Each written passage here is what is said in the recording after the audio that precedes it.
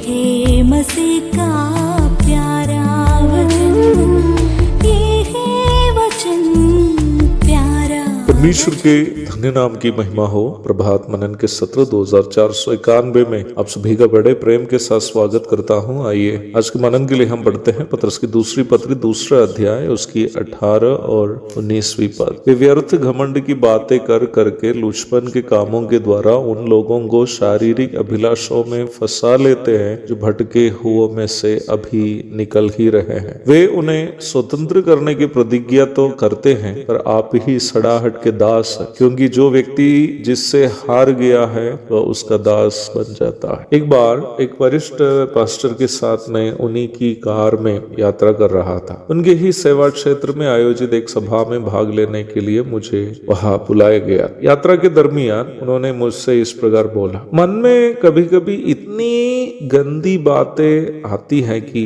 मुझे खुद भी अच्छा नहीं लगता है। मुझे ये नहीं पता है कि वह मुझसे कोई जवाब का इंतजार किया था या नहीं, परंतु वह मुझसे ज्यादा उम्र के होने के कारण मैंने उनसे कोई जवाब देने का हिम्मत नहीं किया। परंतु कुछ महीने के बाद जब मुझे ये जानकारी मिली कि निम्न पास्टर अनैतिक व्यवहार में पकड़ा गया, कलीसिया उन पर अनुशासन का कार्य लिया, तो मुझे इस बात पर दुख लगा कि मैंने उनको चेताया नहीं। हम सभी मनुष्य हैं, पास्टर लोग भी, विश्वासी लोग भी। इसका मतलब यह है कि हम सब उस शरीर में वास करते हैं पाप से प्रदूषित है। बुरे बुरे विचार जैसे विश्वासियों के मन में आते हैं वैसे ही अगुओं के मन में भी आ सकते हैं। तब आपके मन में एक सवाल आ सकता है, तो विश्वासी और उनके अगुओं में खास क्या अंतर है? पाप की परिप्रेक्ष्य में शरीर की स्थिति देखा जाए, कलीसिया के विश्वासी और उनके अगुओं के बीच कोई अंतर नहीं, परंतु परमेश्वर का वचन सिखाता है कि विश्वासियों की अपेक्षा अगुओं में एक खास गुण अवश्य होना चाहिए। वो गुण है झुंड के लिए आदर्श बनना। बी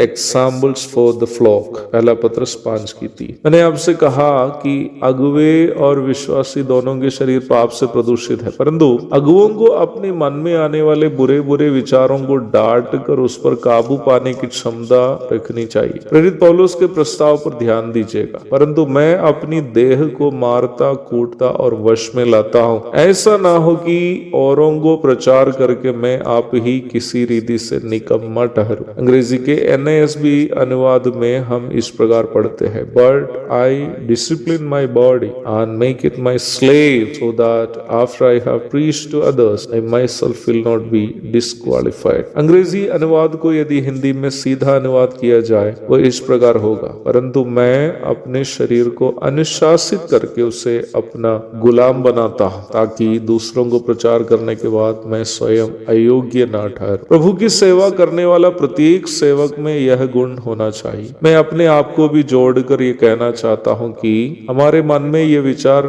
नहीं होना चाहिए कि सारे विश्वासी कमजोर हैं और हम सभी अगुवे सिद्ध हो गए। यीशु मसीह के साथ सेवा किया हुआ यहूदा पाप में फंस गया। पौलुस के सहकर्मी देमास संसार के पीछे चला गया। तो हम कौन खेत की मूली है कि नहीं गिरेंगे? यदि हम अपने आप को अनुशासन में नहीं रखेंगे और अपने अंदर के पापमय स्वभावों पर जीत प्राप्त नहीं करेंगे तो हम भी पाप में गिर सकते हैं। परमेश्वर का एक सच्चा दास को इस क्षेत्र में भी आदर्श बनना जरूरी है, ताकि अगुओं को देखकर विश्वासी भी अपने पापमय स्वभावों पर काबू प्राप्त कर सके। पतरस इस भाग में उन अगुओं को जो अपने पापमय स्वभावों पर काबू प्राप्त नहीं करते हैं, उल्टा विश्वासियों को भी उन पापों में फंसाते हैं, उन्हें सड़ाहट के दास करके पौलुस कहते हैं, जो खुद पाप के गुलाम होकर दूसरों को पाप से छुटकारा का प्रचार करते हैं। मैं इन बातें परमेश्वर के वचन से आपके साथ साझा करते समय मुझसे नाराज होने से कोई फायदा नहीं। प्रभात मनन आप सुने या नहीं सुने, परमेश्वर के वचन की शिक्षा को आप कैसे इनकार कर सकते हैं? यदि इन बातों का प्रचार करने के बाद मैं खुद भी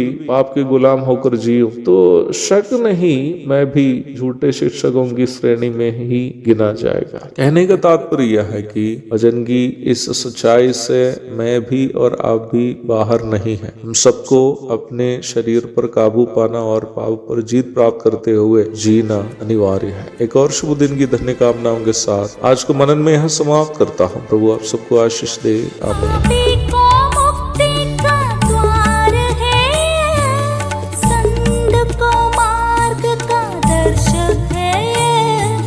विश्वास जो करते है